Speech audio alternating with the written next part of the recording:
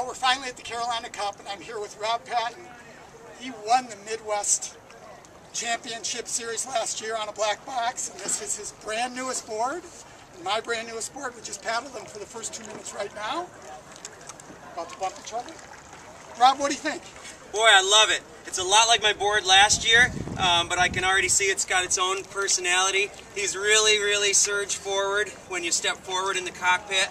I love the roomy cockpit. I can step back for a total pivot turn quite easily. The acceleration is immediate, light, stiff. I'm stoked. I think this will be a great board once again. Just surges forward. This one was made with a really low standing area, which aids the stability, and it's absolutely great.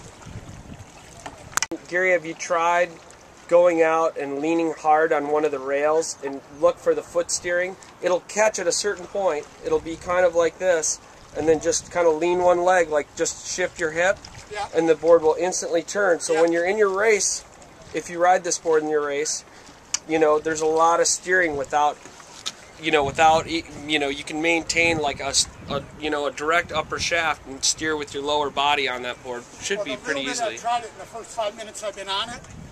Felt like I could lean my weight on one side and just keep paddling on the other side as long as I wanted to. Did you notice that, Gary, as we were coming into that sailboat? I did. And I was paddling, and I kind of had to keep an open spot for you to thread through, but I was actually paddling on my left side, and you were there, and I was correcting with my weighted rail that whole time, because I never switched sides. And the other thing is, the fin is a Gladiator Pro. It's a 6-inch fin. It's tiny. It works great. It just feels so slippery in the water. Well, yeah, and it's not holding on to extra wetted surface area, so, you know, if the board can be ridden with that small of a fin, I mean, it's a great thing.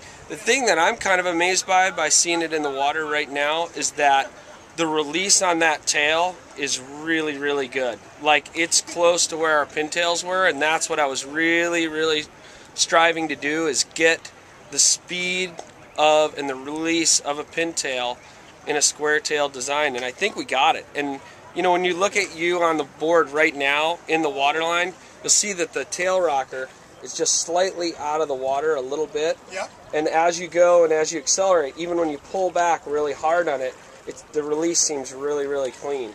Well, I think the thing that blew me away, and Rob, maybe you weren't trying, but I was actually keeping up with him a little bit, and he's fast.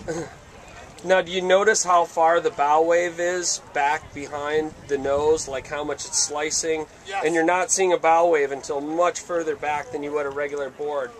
So it's also really quiet in the water. It's really super nice. Right. Yeah, wait till you see the video of you guys, you know, when you're actually on the board and what the water's doing around the board. It should be pretty interesting. So yesterday was my first race on the Blk Box, and I was so excited because I smashed my fastest time ever by a substantial margin, and this course was a half-mile longer than the typical 6-mile course. So I was super stoked and can't wait to race the board again. And I think Rob had a similar experience yesterday, and he'll tell you about it. I raced the Graveyard Elite, which for me was measured at a 13.5-mile race. Very challenging conditions, a lot of ocean side on chop. The intercoastal waterway gave current and wind against us as paddlers, but I felt like I had a pretty solid race, and in talking with some of the regulars on times they had yesterday versus their usual times, I felt like it was a pretty good Graveyard Elite race for me, and I really enjoyed this board, the Carbon 14 spread toe carbon. It was fast board in the intercoastal waterway, and let me manage that side on chop that the ocean gave me.